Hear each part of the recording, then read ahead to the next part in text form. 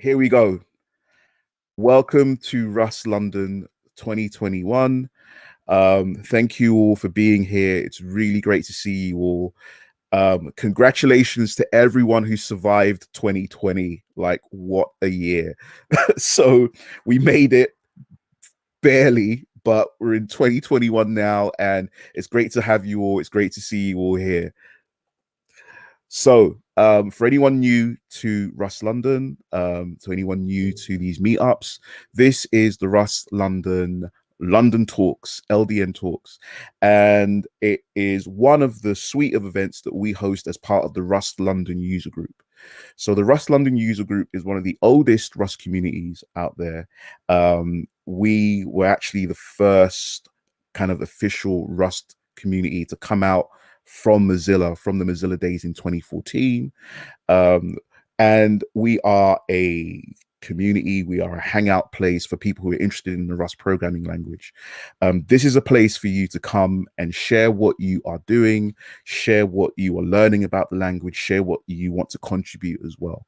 So we have 3 different types of events. Usually we have the Rust London Talks, which is this. It serves as a showcase for companies and individuals to show off what they're working on, show off what they're learning, and show off what they're building. We also have the Rust Hack and Learn, which is a hangout spot where we can collaboratively learn the language together.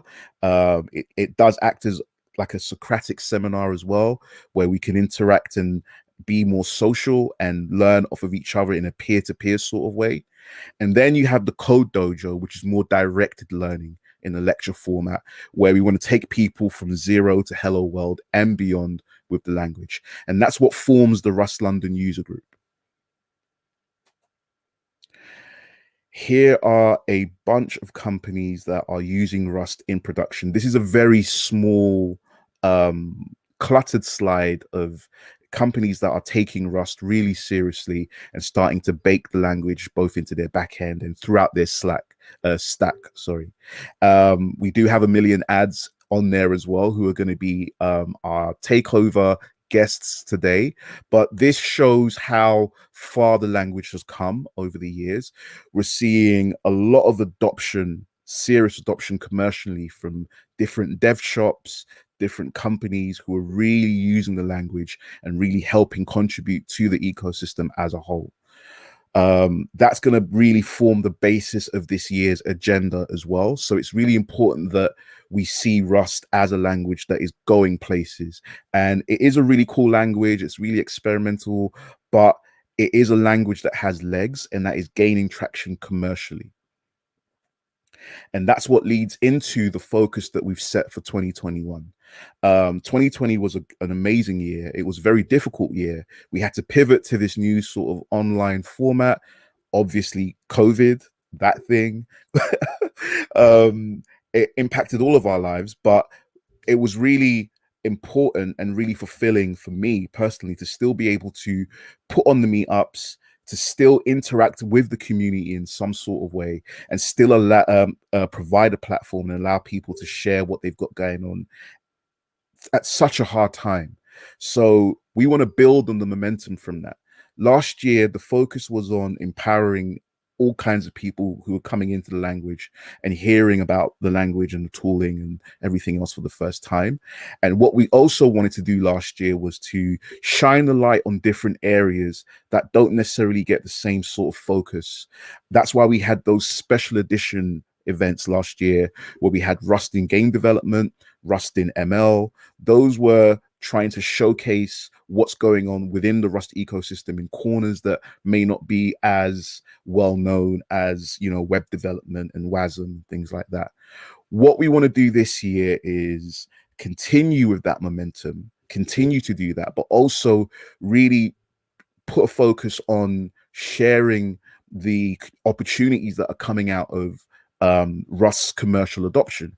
And by that, I mainly mean jobs. You know, there are a lot of companies who are approaching the Rust London community team, asking to share job posts, asking to share opportunities that they have. And we want to share that. You know, we're not recruiters, we're not LinkedIn shills, you know, but what we want to do is make sure that everyone who's in this community knows that this is viable. This is viable not just to learn as a cool language, but you can work, and you can work with amazing people, work in amazing companies, and do really cool things with this language. So you're going to see a lot more of that. That's what this whole takeover aspect is about as well. This whole takeover flavor to some of the Rust London talks that we'll have this year is about providing a platform for companies who want to engage with the community and also provide opportunities to the community to show off what they've got going on, to pitch to you, the developers, why you should work with them and the cool things that they've got planned and they've got going on. So our focus for this year will be these takeover events, sharing opportunities. We've got something very special that one of our community organizers, Giles Cope, is working on. We're going to be providing a platform and a space where, you know, people who have things going on with Rust and are looking for developers can match up with people who want to work and find a Rust job. It's also going to serve as a wider community as well. So look out for that coming next month. And that's what we will always focus on for the rest of this year. As always, we have our code of conduct. It applies in person and when we're online. This is just some of the no-brainer, decent human being stuff that we expect you to do. We do have this new platform that we're trialing out with the amazing Skills Matter. Any of the OGs, any of the older lot who were here in 2014, 16, and into 2017, I think even, we were hosted by Skills Matter at Code Node in London, and it's come around full circle where we're now being hosted by Skills Matter virtually as well on Hopin.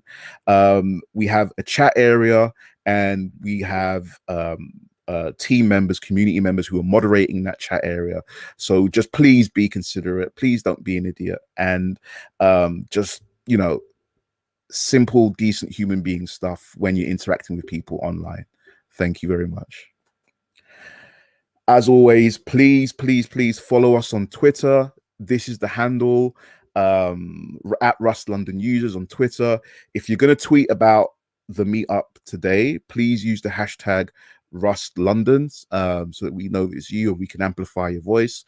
Also, we've got the YouTube channel. I'm still uploading loads of archives, and this is where this recording is going to be as well, and all the talks for the year are going to be on our YouTube channel, as well as Skills Matter's Skills Cast as well. So Skills Matter have an amazing platform. They've got an archive of some of the most important talks and meetups that have happened, you know, through the years from like 2010 onwards. And if you want to check out some really interesting stuff, Skills Cast as well, you can watch the Rust London talks there. But you'll always have an opportunity to watch our videos, irregardless of that, on our YouTube channel, available to all. So follow us and subscribe to Rust London's YouTube as well. Also, we're seeing the spread of Rust throughout the UK. So we want to share the love, and we want to empower our neighbors and our friends across the UK. So, you know, with this and with the situation we're in, geographical, you know, situations don't really matter when it comes to meetups. So we're all honorary Londoners today. I know that we've got some Londoners, some honorary Londoners from, you know, America and all over Europe and Asia. So the same thing for our new communities that are springing up across the UK. So please search for C++ and Rust Cardiff on Meetup and Twitter. They're holding a meetup on March the 1st. So you can get, you know, more doses of Rust, and you can support a new community that's growing and thriving as well. There's also Rust Manchester, Rust Edinburgh, Rust Oxford, and Rust Cambridge. They're all just springing up. So please follow them on Twitter, search for them on Meetup as well, and join their communities and, you know, spread the love. So a couple of community announcements. The Hack and Learn. We're having our first Hack and Learn of the year, which is being led by Luca on the 27th of this month. So that's going to be in a couple of weeks. Please check out the details on meetup.com. And there's a GitHub repo for you to open issues to kind of create a suggestion. So please do that as well. Big news, very big, important news. The Rust Foundation is here. The Rust Foundation is a thing. So I don't know if any of you would have seen that on Twitter, but that was announced last week, and it's, you know, really important for the language ecosystem. It's really important for, you know, taking the language seriously and seeing how things are developing and growing. So big congratulations to Ashley and Florian and Nell and Jane and all the other members of the Rust Foundation board, and, you know, all the companies that are signed up as first, you know, inaugural members of the Rust Foundation. It's a big deal. It's a really big deal. So congratulations to everyone, and it's onwards and upwards all the way for Rustations. All right. So yeah, job postings. A million ads, they have jobs in Rust, and I'm sure Mo is going to talk more about that. And also in the breaks, we're going to have breaks. Please click on the booth part and speak to Will as well. Please speak to Will. You'll be able to speak to him directly and just have a chat. Just have a chat and see, you know, what the Million Ads folks are about. They're amazing peeps, really, really cool bunch. We're really proud to have them as our first takeover guests. So I'm sure they'll be great to work with as well. TrueLayer, our good friends at TrueLayer, who are our in-person hosts, they have 4 Rust roles going. So if anyone can find Luca is one of our co-organizers. He's also a lead developer at TrueLayer. Please find him in the networking sessions in the breaks as well, and have a chat with him about the roles that they have at TrueLayer. You also have YouGov in the UK. They're looking for backend Rust developers as well.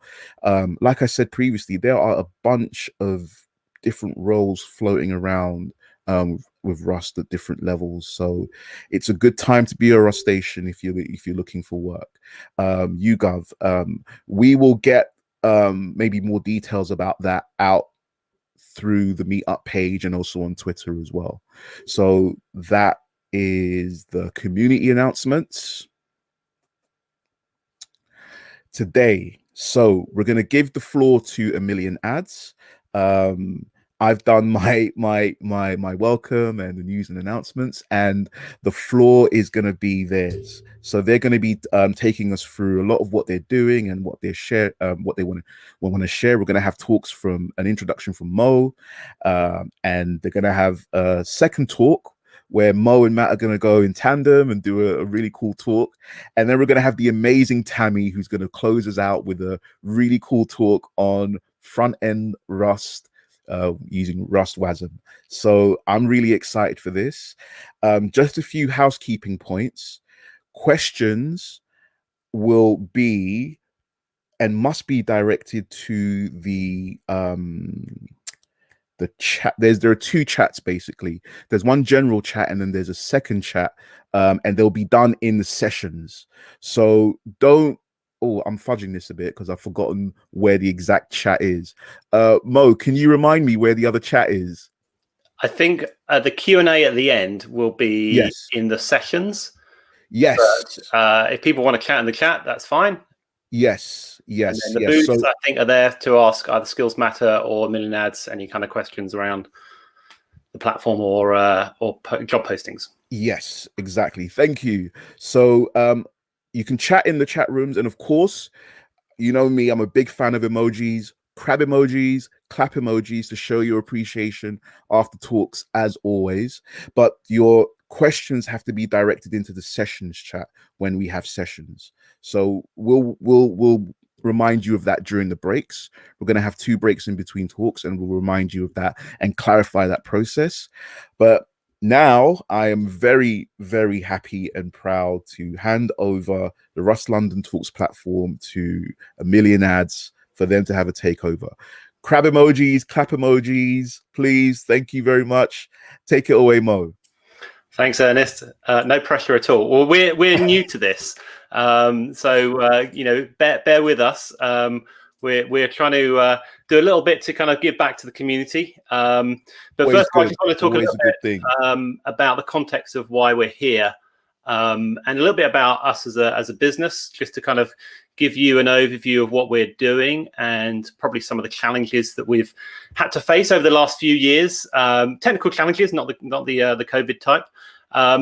But you know, our journey with Rust is fairly new to us. And we just wanted to kind of go through really our history of how we got to the point of using Rust.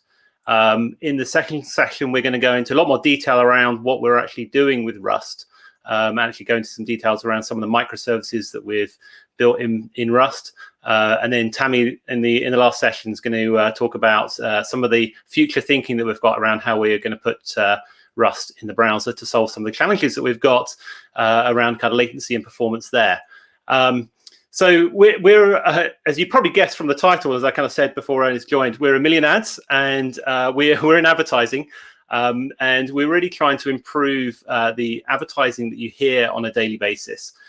Just to kind of give you a little insight, if you're listening to, say, Spotify on a free tier, or you're listening to a commercial radio station and you get a nice ad, we can give you an ad in that ad break that's unique to you. And so this kind of gives us some interesting kind of challenges. We deliver millions of ads with potentially millions of unique variations to actually kind of hundreds of millions of listeners every day, which, as you can imagine, is an interesting challenge. And the little kind of footnote there is every call that we get needs to be answered within 25 milliseconds. Ad tech is an interesting world, even though we're in kind of audio and video. A lot of it comes over from that display world, where the expectations is that you display an ad within a page load time. And so audio has to do the same. So yeah, we have some interesting challenges. This evening, we're going to talk a little bit about, you know, turning a bit of a hobby of Rust into production code. We're going to go into detail of kind of some of the microservices. But first, I wanted to play you just a little explainer video, which we put together that kind of demonstrates one of our ads. In this case, it's for a fast food restaurant that you might recognize, and it's to do with one of their delivery products. So here we go.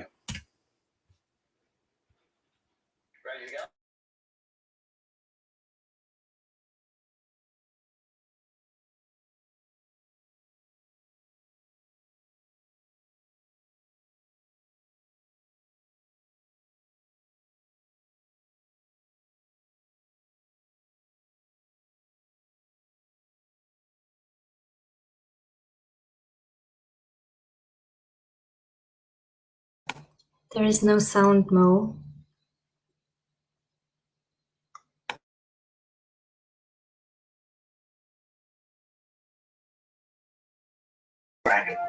Apparently, there is no sound.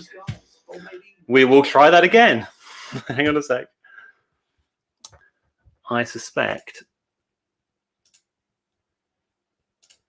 the tiny little button that you have to click to say share audio was not clicked. Entirely my fault. Here we go again.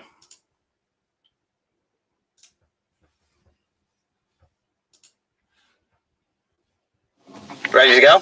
Yeah. Sorry for the early start. No worries. It's a McDonald's wrap-up video. You do the opening line, then we'll play the ad in full. Take one. Okay, here we go. McDonald's challenged Leo Burnett, OMD, and a million ads to announce the nationwide rollout of McDelivery.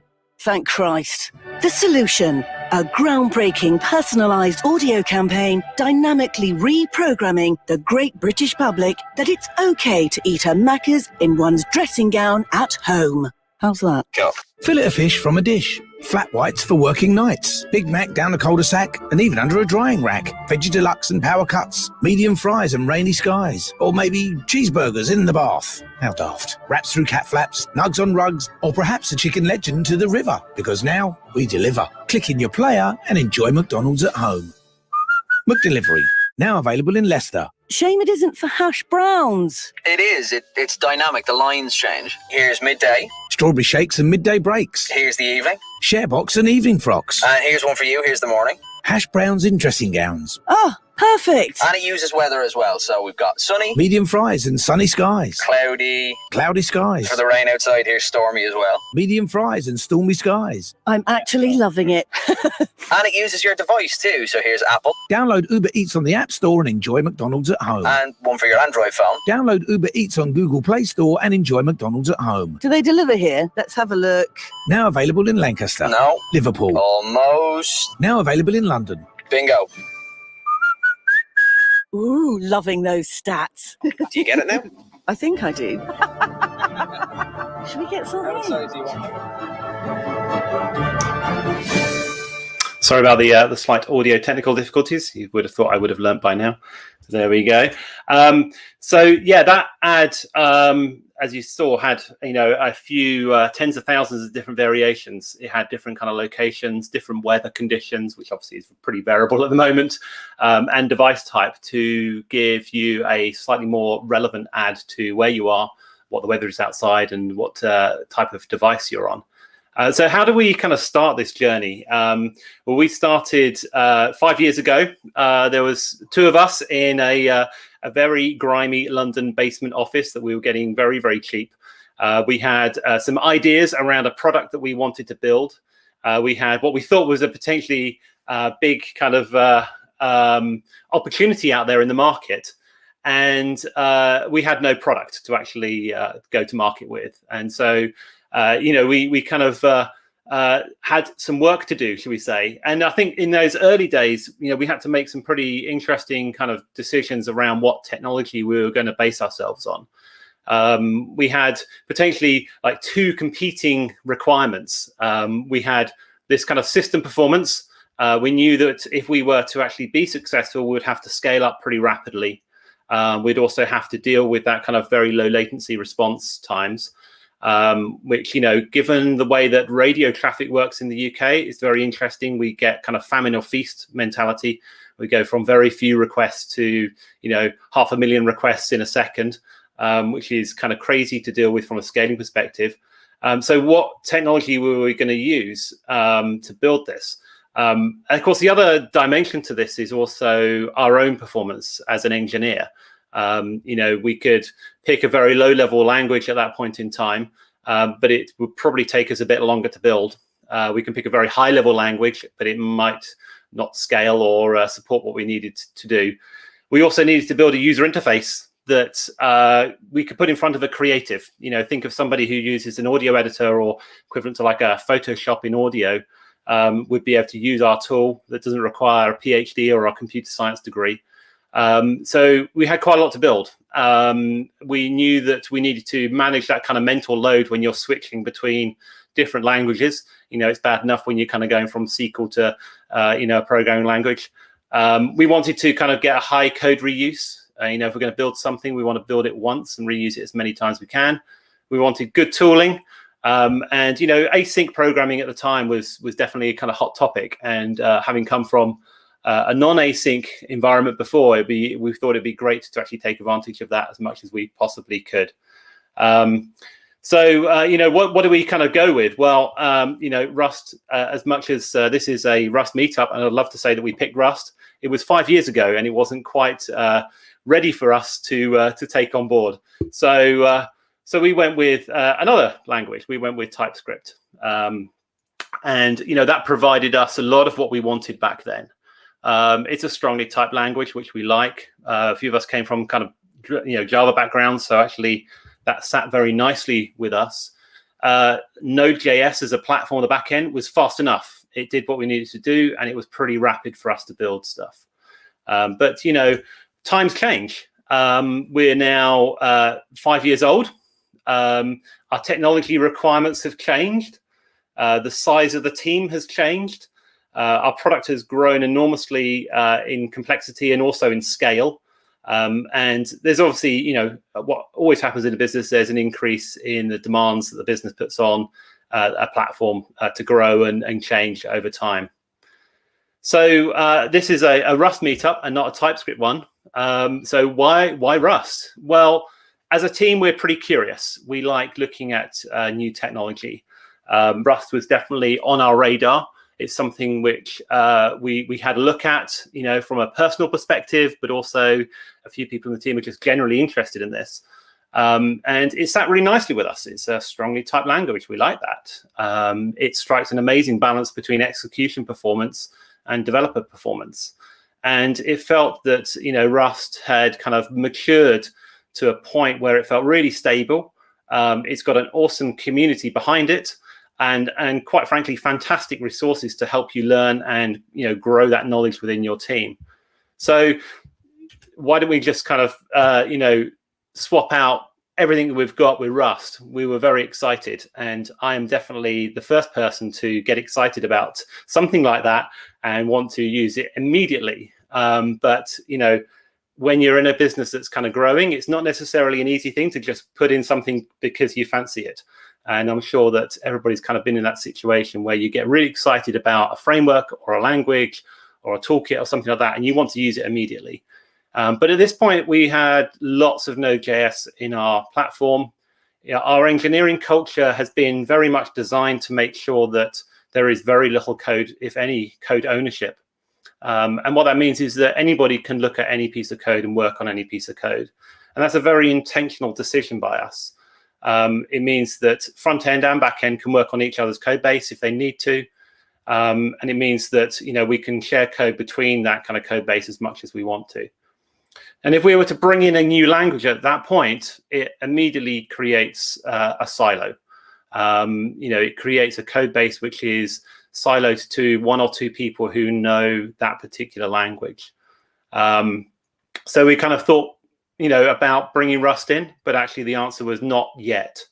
And again, that kind of developer performance still outweighed the need for execution performance.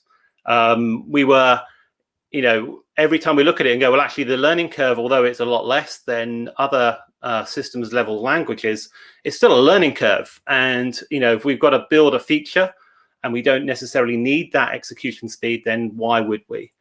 Well, that kind of all kind of changed at a point in the future. We kind of reached a kind of point where we had a problem that we needed to solve where Node.js just wasn't a great fit. In fact, it wasn't just a great fit, it was a terrible fit. And Matt's going to go into a little bit more detail about what that is and kind of how we worked around that. But we started looking out to kind of, you know, evaluate what language we should build this in. We knew that Node.js wasn't fast enough. We had some significant performance concerns that we needed to address. We had a long heritage in Java before any of us started at A Million Ads. And so that feels like a natural kind of way. I've written a whole bunch of C many years ago. Should we look at Go? But Rust was our pick. It was our choice. We were already interested in it. We'd already done a decent amount of research into it. And quite frankly, we were looking for a good excuse to use it. And then, you know, as a technical, you know, perspective, as a systems level language, it was perfect for what we needed it to do. We needed fast execution performance. We wanted safety. We wanted async. And it kind of ticked all of those boxes.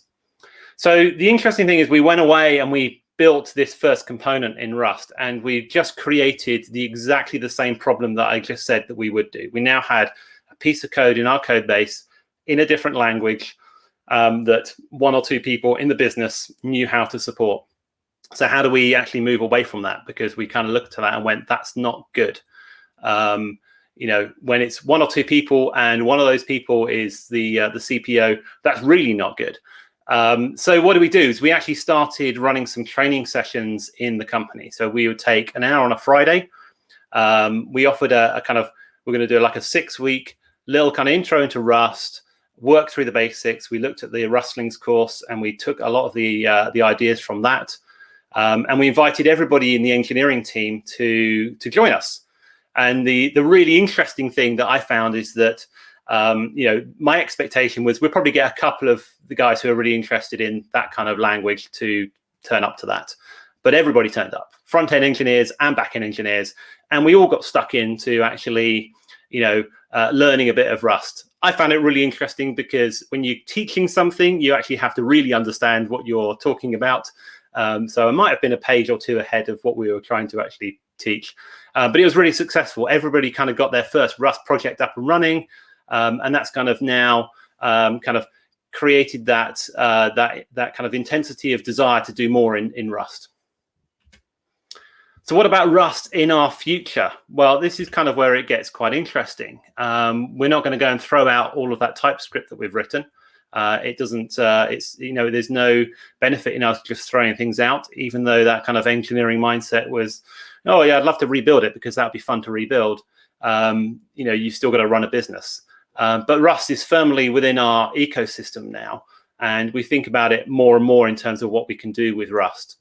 You know, and that's because the team's kind of grown in confidence. We've gone from a first project where we trialed it out to now everybody's seeing the benefit that that's brought. And like many people who have come to Rust, we'll be celebrating the amazing performance gains that you found. And we've definitely had a few slacks back and forth when we've finally managed to run a comparison and got some really good stats. And we're going to show you lots of nice stats later on.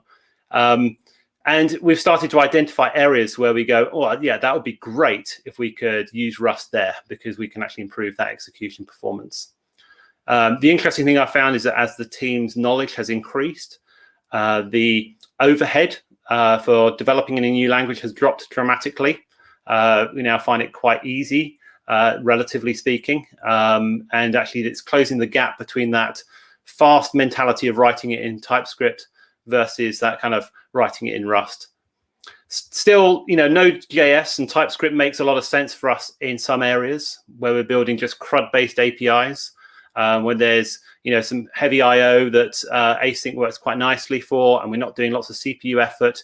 Then, you know, TypeScript makes a lot of sense. It still means that we can keep that code accessible to the front-end engineers who don't know Rust. And now we kind of get to pick. We kind of get to pick when we're looking at different microservices of what approach we want to take. Are we going to write it in Node.js because it's kind of quick and it's very simple and it doesn't have high execution needs? Do we go with pure Rust because we're really interested in gaining that kind of CPU advantage? Or do we actually go with a hybrid model where actually we're writing part of it in Rust and, you know, mounting that as a microservice using a JS kind of model? So that's kind of where we're at right now. What we really hope to do now is actually start contributing back to the community. You know, we've started to take from the community in terms of lovely kind of crates and things like that we've taken advantage of. And hopefully, as we're now kind of coming up to speed, we're going to be able to start contributing back. And obviously, that starts with us doing a little bit of time this evening to kind of walk you through what we've been doing. And yeah, hopefully, we're going to learn a lot with Rust, and hopefully we can just give you a little bit of knowledge about where we've gone and where we're going. So let's wait for my slide. There we go. So as Ernest mentioned earlier, we've got quite a few headcounts open right now for developers who can get involved with Rust. So if you're interested in it and you want to do more kind of in your Rust journey, then give us a shout. Either drop us an email, or you can find Will in the booth on the side. And we're going to head to a little break. And I think, Ernest, you wanted to just kind of recap before we get into the break. So now going to hand back to Mo and let him and Matt get into the second talk. Thank you very much. Cool. Thank you very much. So my name's Matt Bidewell. I'm a senior engineer at Million Ads. I've been with the company now for about 3 years, just under. And I come from a background of Java as well as like PHP. I've worked on e-commerce websites. I've worked on lots of like static build websites, a couple of web apps here and there. And sort of what I'm going to talk about now is sort of what happened when we implemented Rust and how we came about of using Rust, both on a microservice as a whole level, as well as small applications that we've used internally. I'm just going to talk about what we found, what we really enjoyed, like really enjoyed, and also some of the sort of negatives, because a lot of people, I guess, that you're probably going to speak about is what you're going to hear from are going to say all the positives about Rust. But there's always a negative. You're never going to have a perfect language, and we're going to talk about. I'm going to talk about that now in my slides. So I'm going to go back in time. We're going to go back to 2019. I was able to get a haircut back then. We were able to go for beers and pizza and all that. We weren't locked up in our bedrooms. And we at Million Ads had just integrated with a new location provider. And this location provider would give us location data based on IP addresses at a city level, so quite a broad sort of piece of information. And with the challenges of this was this location provider's data file effectively was 26 gigabytes at minimum. And we needed to query that, again, like Mo said, in as quick as we can. We kind of set ourselves this goal of trying to query that under 1 millisecond, ideally. And on top of that, being in the cloud world, is we need to scale horizontally rather than vertically. Need to be able to add nodes in here and there when we need to. And on as well as that, when you sort of get a location value back from this data set, you don't really have a lot of information. You just have like a lat long. So for example, if 192.168.0.1 returned London, which is all London is I'm going to remember London's latitude and longitude now off the top of my head and sound like a right keynote. It's just 52 negative 0.2 or something like that. And that just returns Trafalgar Square. So what is London? London has a whole bunch of extra data around it. It has how wide London is, how large London is. It's the radius, effectively. And on top of that, we need to update this data weekly. IP addresses change, you move a location, you move house, etc., you travel a lot. And so we kind of thought, all right, what about XYZ tool? What about SQLite? What about Redis? All these sort of tools we can use to sort of store this data. And we kind of realized that, first of all, SQLite, your query times are actually not quick enough for us, especially with a data set as big as we have. And then the solution as well needs to aggressively scale when needed. Again, reflecting back on 1 minute we could be serving a couple of thousand requests, and then the next minute we're serving 1 million. We need to be able to sort of handle that almost instantaneously, query, get the location data, and sort of deal with that response. So this was our proof of concept. It's a nice little UML diagram. I love my diagrams. And we created this thing called the location service. This location service would take this external data at the start time and build an IP tree, a binary tree, sorry. We call it an IP tree because it sounds cool. And this location builder would also build the data store that it would reference to. So first of all, what exactly is a binary tree? For those who don't know, binary tree is a data structure that has a very, very, very fast search time. If you want to get into the details, it's the big O notation is O log n, which looks kind of like a fallen over hockey stick. And what this sort of search functionality would do was you'd send it an IP address and it would return a pointer to the data store where the location data was held. So we took this external data and we built these two files from it. And we'd then query the data and then get a response out of it. This was version 1, and this was like our proof of concept just to make sure that it was okay. And yep, so take the binary tree, enrich the data with geo data, and then query the data and request. But version 1, we built in Node.js and TypeScript. And this is sort of going back to what Mo initially said about we built everything in TypeScript at the time in Node.js. We built this in Node.js as well. We kind of didn't think twice about it back then. We had the solution, or what we thought was going to be the solution. And we built a proof of concept and we thought, oh, okay, this is going to work. Let's see what happens. We made a couple of assumptions here and there. First of all, the assumption was it was going to be fast. It was going to be really fast, and it was okay. And another reason why we did it in Node.js back then is because we needed to test the data. We needed to sort of get the okay from the data that we've been given. We need to get right, it's all good to go. Let's use it. But really early on, what we found was bitwise manipulation in Node.js is not the best. It is not very, very fast at sort of building a binary tree. I'm going to give you some stats in a bit that are just like, we should have seen this coming, really. When we sort of built this file as well, we had to sort of use a large EC2 instance. For those who've used AWS before, the pricing starts to rack up a bit. But ultimately, the build time was very, very, very slow.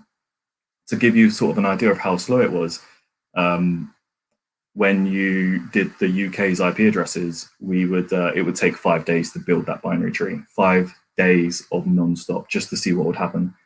That was not scalable, especially if we have to update that data weekly. And on top of that, we don't only serve advertisements in a single region. So if you start adding in other regions on there, you're going to quickly sort of run into more and more problems. And we very quickly figured out that it wasn't the right solution for us. So it's back to the drawing board. But at this point in time, we'd already had an idea that we wanted to use Rust, and we just didn't have the sort of application for it. And Mo had sort of gone through Rustling's the tutorial, and we made some little pet projects here and there. We hadn't sort of done a lot of stuff. So could this have been a potential use of Rust? Well, the answer is yes, otherwise we wouldn't be in this talk right now. But the first step is, well, we need to sort of prove internally that this is Rust is going to be the right solution. Because we could have just gone, all right, let's just make it in C++, or let's just go make it in Java, because we've all got experience in Java, so why should we choose Rust? So we set to answer these questions to ourselves. We had to ask, is Rust the right solution? What's the learning curve? At that current time, only maybe 2, maybe 3 engineers had experience in Rust. And also, what's the MVP of using Rust? What's the minimal we can take of Rust and sort of give value back to our product? Thinking in terms of sprints or the other sort of jargon. So we built 2 more proof of concepts, really small proof of concepts. The proof of concept was really, really basic. All it would do is take that sample data, a really small sample data set, and build a smaller binary tree and then run some search queries. Nothing too fancy, nothing to sort of go straight into production. We just needed to prove internally that in the development phase that Rust is the right solution for us. And what we found was the original Node.js application of building that binary tree took 309.6 seconds with the sample data set.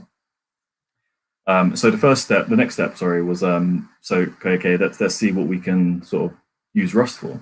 So we built a nice hybrid version that had Rust building the binary tree, but Node.js doing the actual lookup on the file. And very, very quickly, we managed to reduce it down to 67 seconds. That's that alone was enough to say, right, we can probably use this, full stop, let's do it. But then we went one step further and we built the entire thing with Rust.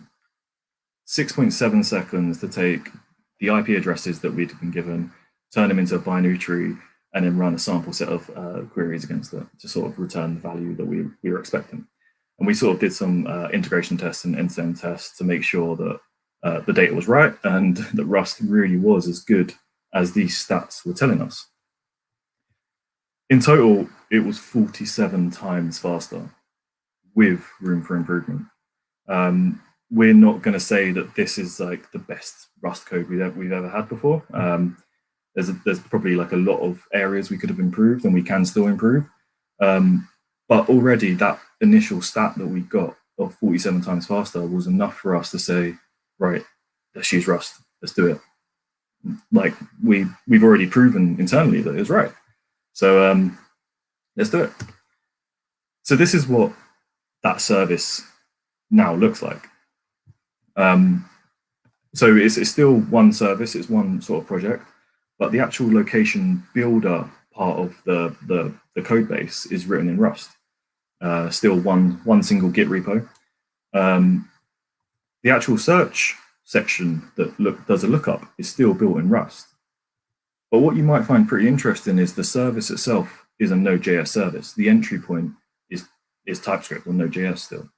In all effective purposes, you compile it using Node. Sorry. So what was in Node.js still and what was in Rust? There was a kind of a reason why we separated these two out. It was quite purposeful for us. What we kind of decided and what we made a decision on for our purposes for the project, was The Rust code was the builder code, the bit that built that binary tree. The search code was also going to be Rust, mainly because it sort of encapsulates that whole section of the service into one. And then the Node.js code, well, that's just the health check. That's just your AWS endpoint for the health check. And the API endpoints, if you've got any APIs that we had on there, we're going to build that in Node.js as well, because it's quicker to sort of take existing engineers who know TypeScript and get them to add a little endpoint on there when the sort of the deeper low-level code is written in Rust, because you can just call it. But that kind of raises the question of how on earth do you have a Rust project and a Node project in some sort of Frankenstein's monster or a single project file? Well, it's using this this external library called Neon. This is a Rust crate, and it's probably one of the best libraries I've ever used. It's really, really simple to use. And what it effectively does is it's a library and a toolchain for embedding Rust inside your Node.js project. That's me pretty much reading off the slide there. I hate that. But it's really easy to use, so that's kind of why we used it. The documentation was plain and simple. As with most things in the Rust community, the community around this crate were really, really nice. And the documentation is really rich as well. So we didn't really have any reason not to use it. In terms of what the file and the structure actually look like, well, it's just like a normal project that you might see in a Node.js or a Rust project. You have your Node.js code inside your app directory, which compiles into dist. And then you have your Rust code, and for the purposes of what we made, we called it native because that was what the convention is. There's nothing special. There's no sort of crazy Babel script, or there's no sort of crazy insane webpack configuration if it was like a UI project or something. It's just you compile your Rust code, you compile your JavaScript code, you use Neon to compile the Rust code, and then you call it from your JavaScript code. The Rust code itself, again, is really, really like sort of basic, sort of build something that JavaScript can use in Rust.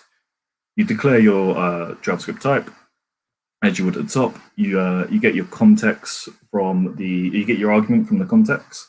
The context is just whatever initiated this Rust code from the JavaScript side or TypeScript side. And then when you've done all your core logic in Rust, you just return your value by using the context, and you say what type you're going to want. You upcast the type. And then finally, at the very end of your code, you're just going to make a little reference of what the module means, what the module is, the name, as you would import it in TypeScript or JavaScript. And it is that simple, but what you need to understand is there's a tiny amount of overhead. You're relying on this external library to sort of be called upon. So you're adding that sort of thin layer there. So what I will say, and I will come onto this later on, is you don't want to take small amounts of code and turn that into Rust inside a Node.js project and turn that into Rust. Instead, what you want to do is take a section of your code that is expensive and slow, and then sort of maybe take a look at turning that part and calling Rust to that part. Because at the end of the day, if you're just doing math operations in Node and you're calling and you want to turn that into Rust, you're probably going to get the same amount of poor performance, if not a tiny bit slower, because you've got that layer of Neon. And basic maths is pretty much universal in speed across most languages, I'd imagine. The TypeScript code. The TypeScript code you just import as any other module. I wanted to add this in there just to sort of really reiterate that you can really make these hybrid apps now using both languages. So the final sort of first microservice that we built kind of looked a lot like this. You had your location code, and you had your Rust code and your JavaScript code, but then you've got this Neon layer in between them both, which just allowed this cross-language communication effectively. And we got the benefits of both languages very early on. And even now, that not much has changed about this. If anything, we've just added more features on either side. So very early on, we were able to identify part of our code base that was severely underperforming and migrate that into a Rust language, Rust project effectively, without having to sort of start completely afresh. Because the last thing you want to do is rip apart a semi-working microservice and just rebuild it all instantaneously. As much as I would really, really want to do that sometimes, it's just not practical from a time and business perspective. But we didn't stop there. But almost the week after we got this out and working effectively in production, we came across a whole new problem that did require us to use Rust from bottom to top effectively. As Mo mentioned earlier, we serve advertisements, and with each single advertisement we serve, we get a selection of analytics events. An analytics event is something like someone has listened, someone has watched, they've ended an ad, they've started an ad, each quartile, and whether they've clicked on an ad on Spotify or something like that. There's loads of different events, and we have to process them and log them for our clients' sake. So we sort of serve millions and millions of requests a day, and each one of these requests generates a couple of these analytics events. On top of that, we have these large, seemingly random spikes of requests. I say seemingly random because eventually you can probably start noticing patterns. We also have to sort of really, really aggressively scale, going from, again, serving a couple of thousand of requests to potentially serving millions requires us to sort of be on the aggressive front always. But ultimately, our old way of doing analytics was really, really simple. We would use a third party to sort of aggregate our data, and it just doesn't scale well when you're sort of serving potentially hundreds of clients, etc. We need to sort of persist that data. We need to make sure that we can sort of grab that data at a later stage and do some new stuff with it. We wasn't doing that previously. We were just letting the external client, not the external client, the third party handle that part of it. And we sort of wanted to bring that all in-house. This should be our stuff now. So I'm going to whiz through this bit because it's not really overly relevant to Rust. So first of all, we handle requests by having a really aggressive Node.js server that will scale hundreds when it needs to. And then we needed to persist the data. So we need to persist the data in a format that is kind of good for sort of storage sake, and we also need to sort of like have it in a format that we can use at a later stage as well. So for the purposes of our analytics project, we chose the Parquet format. And the actual sort of system that we built was as simple as incoming requests come in, they get processed, they get handled, and then we send our log events, our analytics events into AWS Firehose, which then does whatever it needs to do to get it into the Parquet format, and then saved in S3 for permanent long-term storage. A quick one on Parquet format.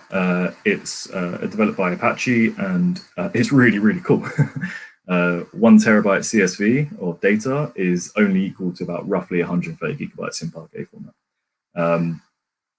It's optimized to work with very large data sets that have complex data structures as well. And it's yeah, I mean, we just use that because it's the right sort of large data format file type. So what was next? We chose Elasticsearch to be our sort of queryable interface, but we still have that empty middle ground. That's where Rust comes in. The idea of using Rust here is it's able to, in a near real-time capacity, grab these events out of S3 or these log files out of S3, process them into a format that we can then use in Elasticsearch. But first, we need to sort of not make the same mistake as we made earlier on with Node.js. When we jumped ahead of the gun and sort of just chose Node.js because we knew it, that was a massive mistake. So first of all, we need to sort of take a step back from this problem and ask ourselves, why do we want to use Rust in this microservice? And our answer was, first of all, it's not a complex operation. It is not insanely difficult to sort of build. So our process might be quite nice and refrained, and it might be easy to share within the engineering team at 1 million ads. And performance is quite vital. We want to be able to, this is always going to be running, first of all, so it's never going to stop unless it scales in and scales out, scales up, scales down. Location performance also gave us the evidence that we need about how well Rust performs. To give you some stats from the top of my head, we make roughly 500 million location lookups a year, if not more. And that's just using Rust. So it's very, very quick, and all of those are within a 1 millisecond sort of time frame just to get the location lookup. So we knew that Rust was going to be the right choice for this microservice. And the sort of final one I want to put here is sort of the negative, is the development time. We knew it was going to be slow. We knew from the off-go that getting everyone up to speed on an entire microservice that's built in Rust is going to be a lot harder than saying, oh, we're just going to whip something together in TypeScript and see what happens. But that's the sort of negative of using Rust in sort of like a corporate, well, not corporate, but like a company-wide sake.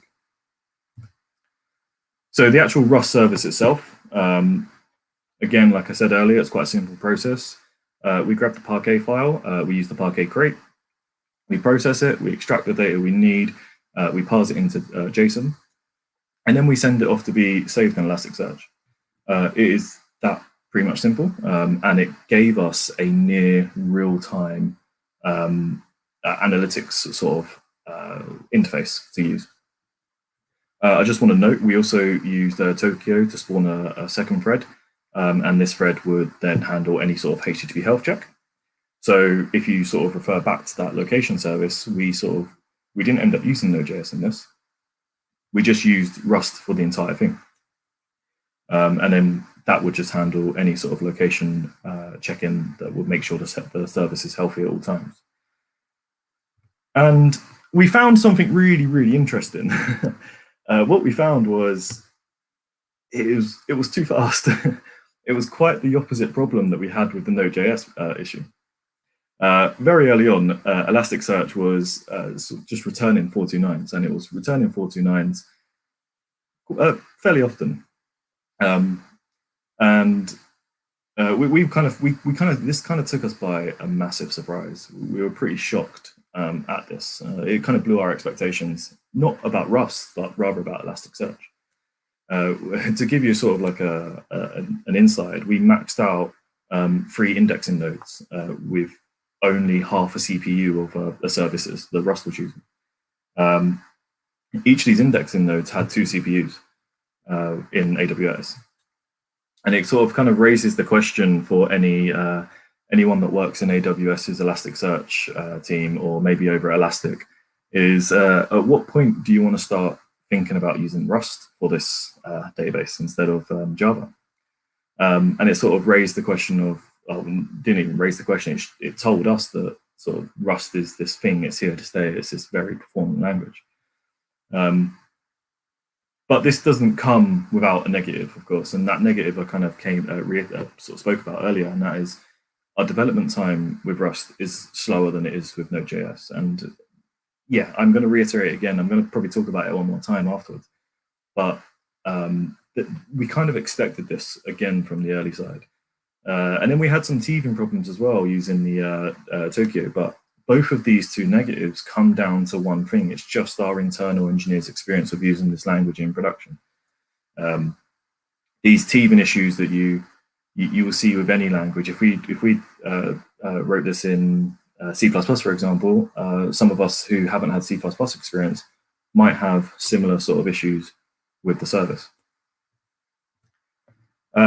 So the final sort of architecture of this, that solved this problem, was something a lot like this, where you have that Node.js still at the front, sort of handling all these requests, and then you get the AWS infrastructure in the middle, and then you've got the analytics worker at the very end in Rust, sort of doing all the really fast, cool stuff. That was kind of the solution we've settled on for now. And a big takeaway from this actually is Node.js has to scale hundreds of services to be able to handle all these requests that we in these record amount of time. On the other hand, I don't think I've seen the analytics worker in Rust scale any further than 2 instances, and that's handling probably the same number of events than the traffic service in total, individual sort of analytics events. And I think that's a massive testament to Rust's performance as a service in a whole. And sort of this next slide is the big takeaway, and that's if you want to get something into production as quick as possible with an engineering team that might not have amazing Rust experience, then Node.js might be your ideal performance, ideal language to use. On the opposite side, the cost of running in production in Node.js is abysmal compared to Rust. And we kind of proved that in 2 areas. And that was our big takeaway. But the one thing I really want to iterate about this is our experience. This isn't hardcore facts about the language that you would read on Wikipedia or something. Instead, this is how our use case has sort of ended up being. And sort of to close up our entire experience now, what we learned is our current development time in Rust is slow. Again, mentioned it about 3 times now. It's a new thing for us, so we're still sort of learning it. We're still sort of grabbing the ropes. What we learned really early on, again, is we need to use the right tool for the right job. Just because you know Rust doesn't mean you're going to use Rust for absolutely everything. Just because you know TypeScript doesn't mean you should use TypeScript for everything. You don't ever see a mechanic sort of changing a car tire with a chainsaw or something. That's completely impractical, stupid, and that's not how the world works. And our Rust knowledge, and this is like the big takeaway, is our Rust knowledge must grow at a greater than or equal to rate of the services using Rust. The more people that know Rust, then the more services you can realistically maintain using Rust. And on the flip side, if you have too many services using Rust, then you don't have enough engineers. You then become very pigeonholed in using only one sort of person to sort of maintain it, or it becomes quite a pain point of trying to bring everyone up to speed in time. But sort of on that, the CPU performance you get from Rust it outweighs the CPU performance you get from any other sort of language that we've used so far. And then that sort of has a nice sort of balance against the development rate. You need to find that right balance of people knowing the language in your team and people needing to sort of get stuff into production that solves the business problem. Which kind of brings me to my final point, is it doesn't make sense to turn absolutely everything into Rust just yet. Except Mo's going to completely flip that statement on its head and talk about what we're doing next with Rust. Cool, thanks, Matt. I just want to highlight some of the questions that are going on in the kind of stage chat, which is great. Somebody asks, mentioned a few times that choosing Node.js was a mistake. No, I definitely don't see choosing Node.js as a mistake at all. If we look at the choices we made at that point, what Node has enabled us to do is to very rapidly build a platform that has good enough performance. And obviously, that doesn't mean that it's the best performance, but it's been good enough up until this point to actually achieve what we needed to achieve. I think the interesting thing now is we look at Rust as adding to that toolkit. It enables us to make a choice between what language we now want to implement in. And as the team grows in experience, that means it becomes a much easier choice based on not experience, but based on what the right technical need is at that point in time. So I'm going to talk a little bit about another part of our system, which is quite, there we go, get the slides up, which is, we call the rules engine, which I must say our architectural naming is not particularly exciting. We should have named things based on like, periodic table elements or something slightly more fun. But a rules engine is at the heart of what we do. And so this bit is a little bit about how do we take the most critical part of our platform and rewrite it in a new language. So the rules engine is taking in a whole bunch of data on every single request. So if you think when you're hearing that ad on Spotify, potentially that ad, like that McDonald's one, is using location. It potentially is using time of day. And time, actually, we need to know a location roughly so that we can work out time zones, because we're not all in the same time zone. Your device type, sometimes sequence so that we know you've heard that ad before, and potentially a whole bunch of other data. We have some ads that we run that do kind of like live data from various different sources. British Airways, not that long ago, were doing one when they were flying. We're doing one where, based on your Google search, not your personal Google search history, but in your particular location, your region, if more people were searching for, say, Barbados, they wanted to weight their ads so that they'd be talking about the destination of Barbados. So that kind of real-time API lookup is quite interesting. And so you can imagine we take all of this data and we have to combine that data. We take that data plus an ad definition. We call that a script. And so in that ad definition, what you have in there are the kind of rules that govern what fragment of audio you're going to play at that particular point in time. So you might have here in sunny London, here in rainy London. Those would be two different pieces of audio. And so the rule that would be in that ad definition would decide, based on a weather condition, what piece of audio to play. And so that process of taking that data and that ad definition goes into the rules engine. And what it spits out from that is what we call an edit decision list. And so this is equivalent to what you would give to, say, an audio producer to go and put, I want this background piece of audio and I want the Hello London to be at 1.329 seconds in. Oh, and adjust the volume slightly so it's a bit louder. All that kind of data that describes the makeup of that audio is the output of the rules engine. And that happens on every single request that we make. Quite often those the requests and the responses that we give don't result in an ad getting played. So actually the number of requests that get made to our system is far higher than the actual number of pieces of audio that get played. So you can imagine this is actually very, very critical and very much in the heart of what we do. And so just peeling back the covers a little bit. So within that ad definition, we store, in this case, the day of the week is Wednesday, is stored in an object model. And it's very much stored as a condition described like that. It's a high-level oriented piece of definition. And then what we do is we turn that into an expression. So we use an expression language, which allows us to, because sometimes actually you've got multiple rules, if you like, but they're using the same data and they're slightly different. So date time here is the data source. At D takes out the day of the month, and so it's, in this case, it's saying that it's the 3rd of the month. So that's kind of like it's an optimization from that object model through to an expression. And then what we do is we then parse that expression into an abstract syntax tree, and that's held in memory. And then obviously when that kind of call comes in, we're evaluating that expression because we want to check whether the day of the week is what we're expecting to be, and what comes out of that is a Boolean. Is it true or false? And that will decide whether potentially that line of that script will get played or whether it would not get played. And so this is kind of really much at the core of what we do. And at the moment, this is built in Node.js. And, we talk a lot about kind of the performance, and we're kind of happy with the performance. So why would we be interested in potentially changing this part of what we do?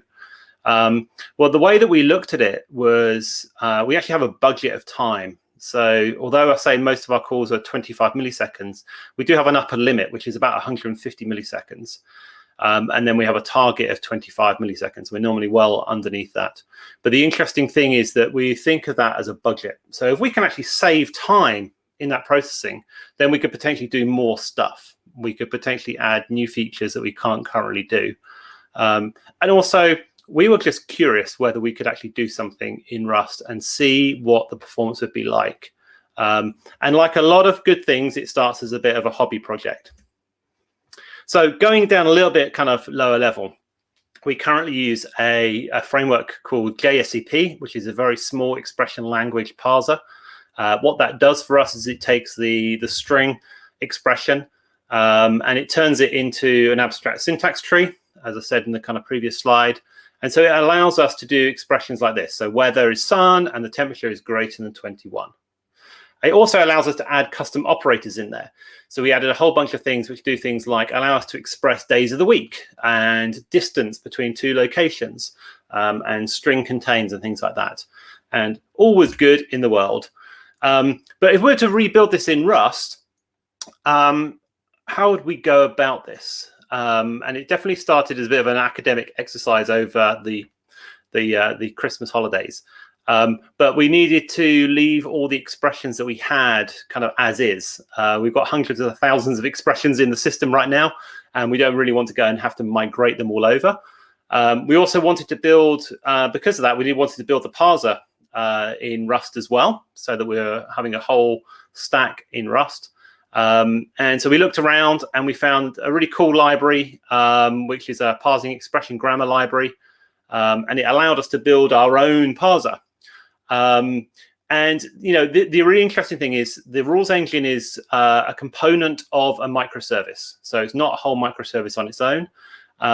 But Neon, which Matt mentioned earlier, is really interesting because what it enables us to do, although, you know, we were talking about, you know, whether we got a full Rust microservice or a full TypeScript microservice or a hybrid one, the other thing it enables us to do is actually create a migration path where we can start migrating parts of a microservice over to Rust if we wanted it to be in Rust over time and not have to rebuild the entire thing on day one. And so this was really interesting to us, armed with this kind of knowledge of, oh, there's an interesting library out there that might allow us to build a parser, a desire to see whether we had, you know, what performance gains we could get out of rewriting that rules engine in Rust. And then also with an opportunity where we could potentially rebuild just kind of like the lowest level part of this and still use it within the TypeScript microservice, meant that we got quite excited about it. So where did we get to? So we built a version in Rust, and you know, we got some amazing stats actually. So on a kind of mixed complexity ad, so that's an ad pretty much like the McDonald's one that we played earlier, what deals with location and time of day and device type. So that's a kind of pretty common kind of one for us. We got roughly about 7 times the kind of throughput. And then if we look at things which we're just using date, that we got a 10 times increase. And that's probably because one of the date libraries that we use in on the kind of node world is pretty slow. What else did we learn? I mean, building a parser, a recursive descent parser, really does hurt your head. You know, if you've done kind of recursive programming, it's quite interesting, and it definitely kind of makes you have to think. We found some interesting thing, and this is a pretty common thing when you're working between a Node JavaScript world and a Rust world. You know, obviously there's a lot of flexibility, should we say, in the JavaScript world around kind of comparison and things like that. Like here, you've got numeric 10 is equal to the string 10. You know, an empty string is a falsy thing. And of course, the expression language as we were built in, and it was using JavaScript, allowed you to do those kind of things. So if you had a variable 10 and you were comparing it and it happened to come in as a string, that would still, yeah, potentially return a true. We really got into kind of using enums to hold types, you know, get into using common traits. And, you know, what that meant was actually we could build an abstract syntax tree with an evaluator on every enum type that allowed us to very simply and recursively evaluate the entire tree. And also, this was the first time that we kind of really got into building lots of, you know, quite low-level tests in Rust, and we found that to be absolutely amazing. And then kind of going into a little bit more detail, what does this actually look like? So, as I said, we use enums to hold the different parts of the expression. So what you can see here is an expression enum. We've got a literal, an identifier, logical expression, and binary expression. And if you've looked at any of that kind of expression parsing before, these should seem quite familiar. And then kind of to look at, you know, how we hold the actual data for a logical expression. There's a struct here. You've got the left and the right and the operator. Again, you know, there's a box type around it just so that we can handle, you know, potentially a recursive infinite size. And the logical operator is just an enum again. So it actually kind of fills and fits together really nicely once we kind of got our head around how we should be implementing it. And then as I said, you know, we use a trait to add a kind of evaluable trait to all of our expressions. And what that meant is, you know, regardless of whatever that enum variant was, we could still evaluate it. And we didn't really need to know, we could just call evaluate on it.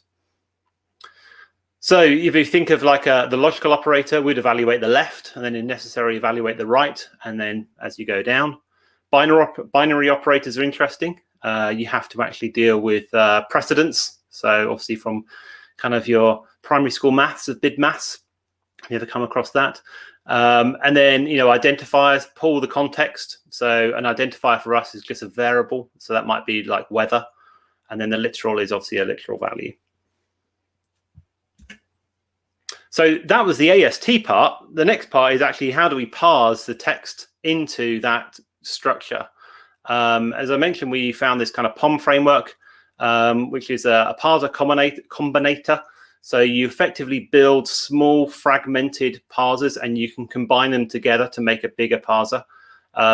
This is really cool, actually, because what it means is that you can individually test each part of that fragment of the parser, and then kind of building that up, you know that it's all well tested as you kind of grow that out. So I'm going to walk through a little example, actually, of how you could potentially use this. I don't know how big that's going to be on your screen, but what we're showing here is parsing a really, really simple true or false. So just the text true or the text false into a real Boolean. And so what we can kind of see up here is a fragment of a parser. And, you know, we're matching a sequence of bytes in this case to true. And then we're mapping that through to an actual literal true.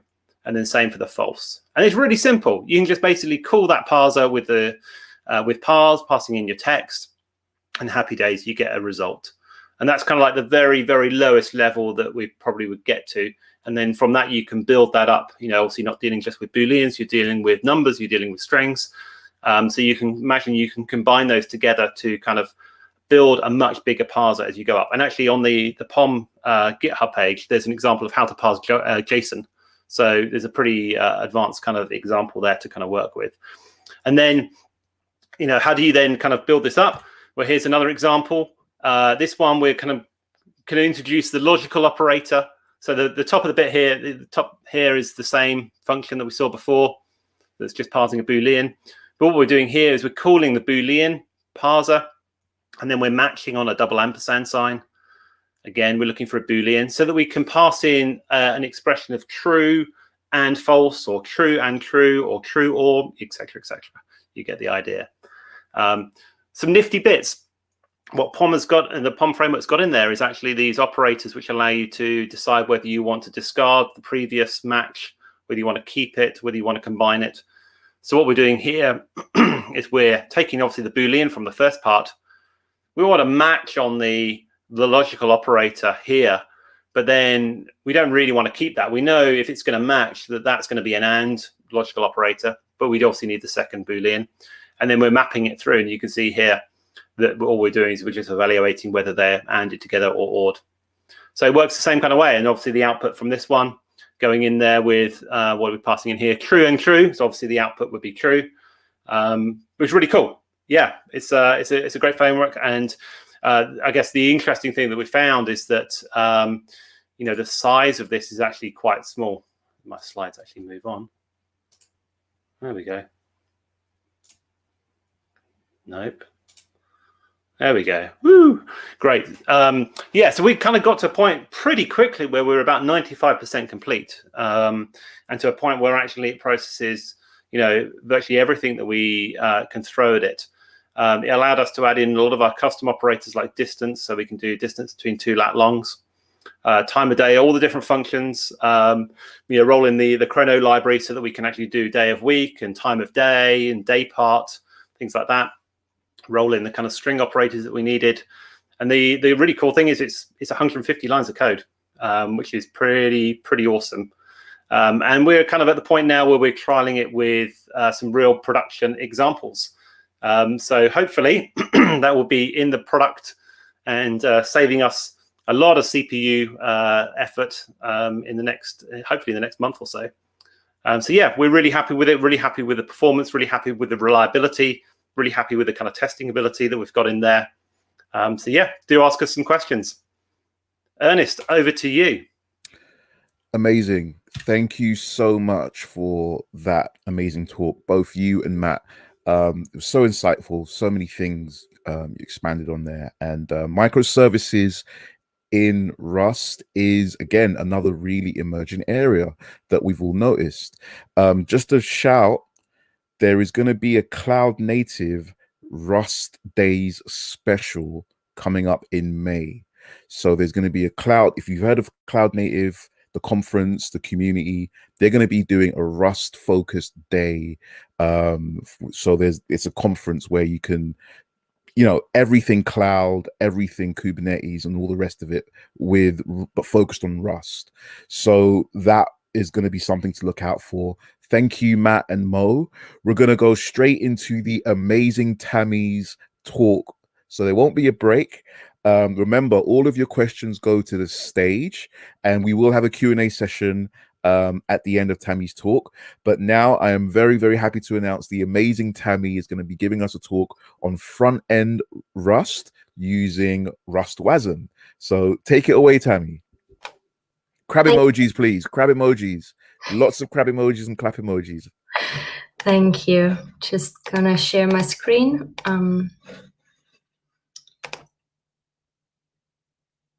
So yeah, hi everyone. I appreciate it's quite late, so thanks for everyone who is still online.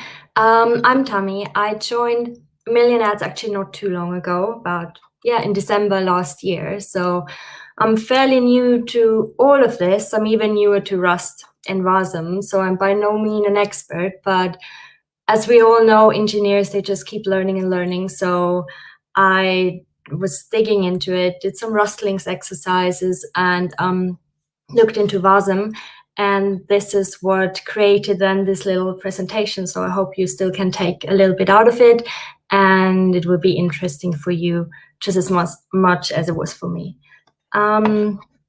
Just have to always look at my presentation. So I'd like to start this front-end part with actually showing you the other side of the product, the user interface. So you heard a lot of great insights into how and why the backend team is using Rust, and having gone to the techie details around the rules engine. And this is basically how it looks like for the user itself. So they go into our studio, and what you can see on the left-hand side is a little script, very, very tiny script that I created. It's not too good. That's the reason why I'm an engineer and not a creative person, I guess. So it's just a couple of lines there. And then in the center, more to the right-hand side, you'll see that there are a couple of rules that you can choose for all the lines in your script. So as Mo has also introduced, you can choose the date and time. Within date and time, you can even choose the day of the week. So if you want to greet people with, hey, it's Monday, or happy Friday, you know, if you have different lines in your script, and that's the place where you set it as the user.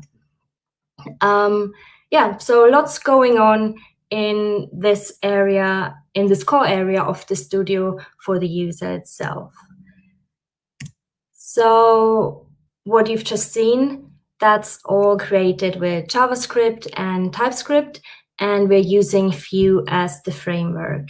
There is a little bit of Angular code left still, but this will probably be replaced at some point with Vue as well, but step by step.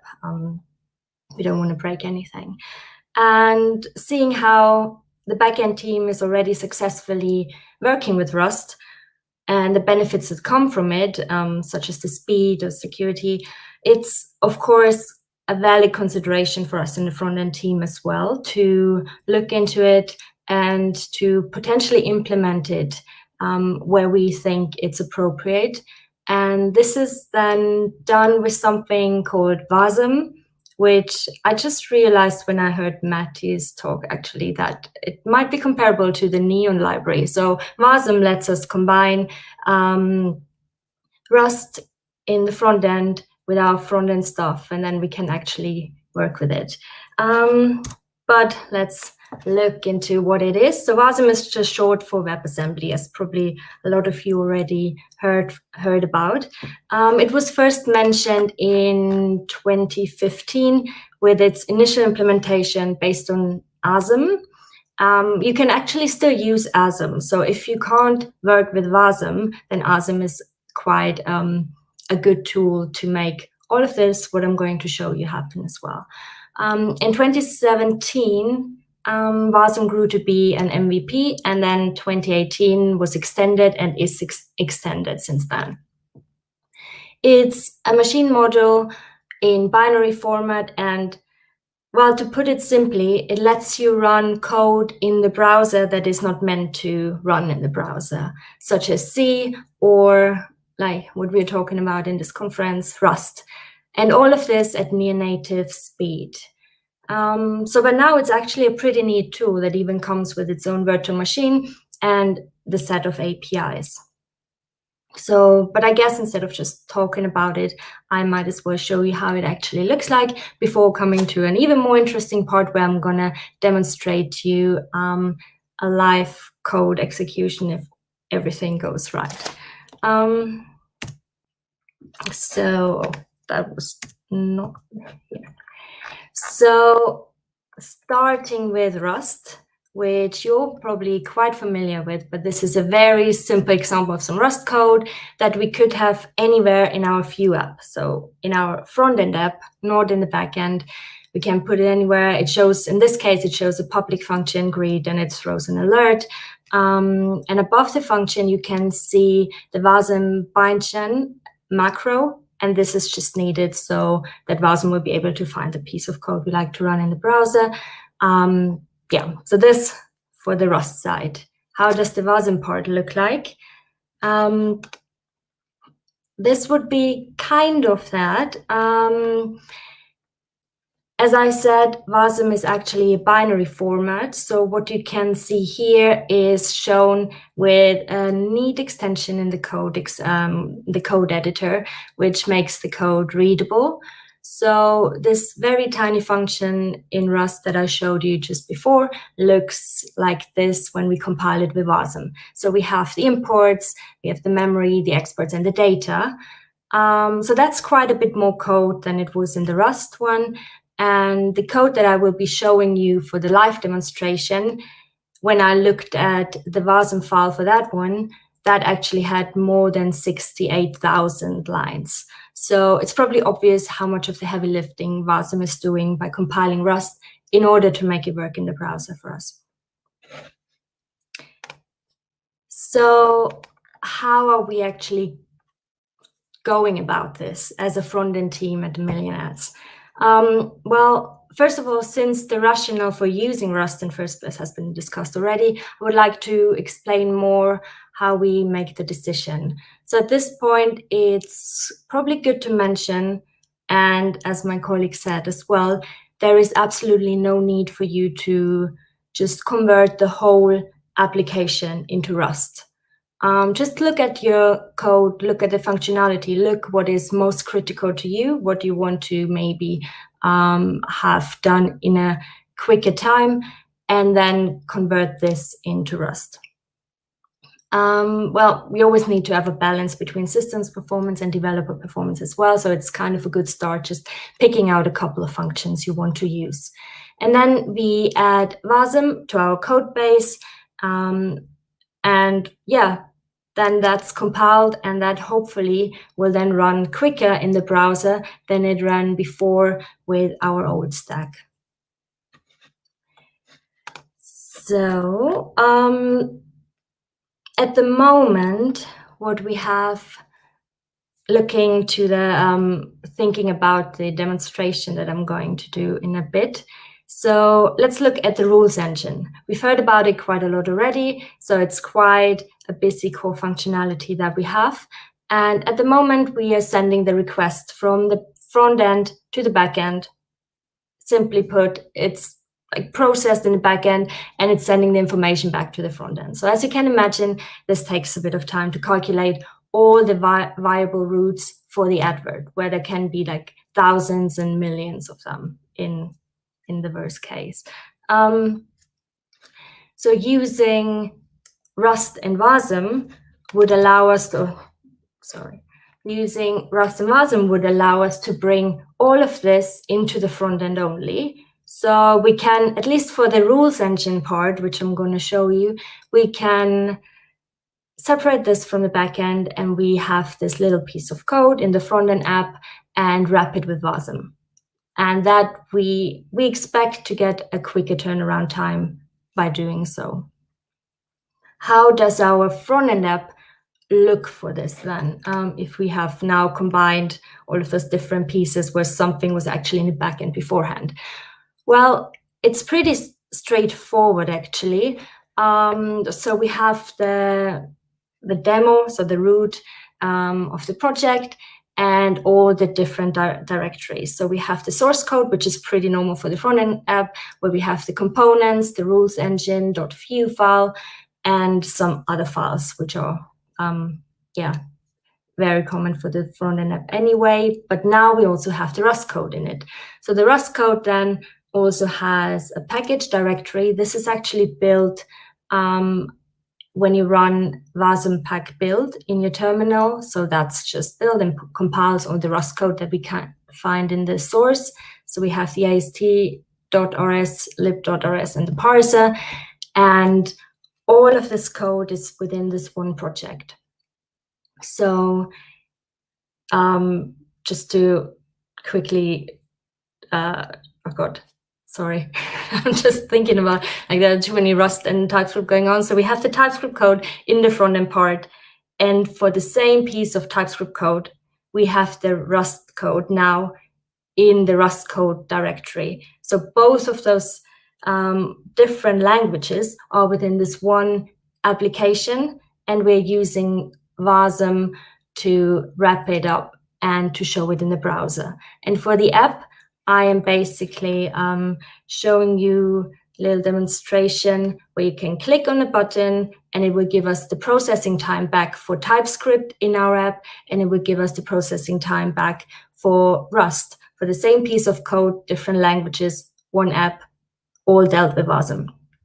So just remember, the rules engine was where, so the user sets the rules. Very often this leads to tens of thousands different variations for the ad, and we just need to handle it accordingly. And now we see what difference it will make. I just need to swap screens so you will be able to see.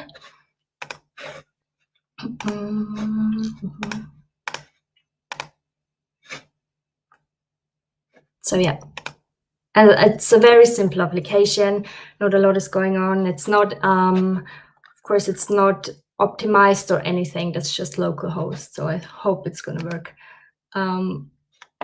So with TypeScript, same piece of code for the rules engine. And it gives us 558,000 operations per second. The same piece of code in the same app wrapped in Wasm with Rust gives us a little, like, more than 2.5 million operations per second. Given that our product needs to process thousands and thousands of requests for the scripts and the variants of the ads, seeing such a difference is actually quite of a significance for us. And bear in mind that this is actually, as I said, unoptimized code that we just put in the small Vue app for demo purposes for this conference. So once we would decide that we actually want to do this in our real code base, we would, of course, optimize this and get probably an even better result than this. I can just, I mean, the numbers are always different. So let's just run it again and let's see if there's change. So now we have under 500,000 operations per second and a bit more than 3 million operations per second compared. Yeah, as I said, in order to bring Rust to the front end, you by no means have to rewrite your whole application. Just take the complex bits of code, turn them into Rust, implement Wasm, and run it in the browser within the one front-end app even only. And yeah, and then just be impressed by how speedy the rendering is doing that. And this was my part of the presentation. I hope you enjoyed it. And I think we will luckily have a couple of minutes left for some questions in the Q&A section. Yes, thank you very much, Tami. That was really cool. And it's a topic that is really of interest to a lot of people. Again, another really growing, interesting area for the Rust ecosystem. So thank you so much for sharing that.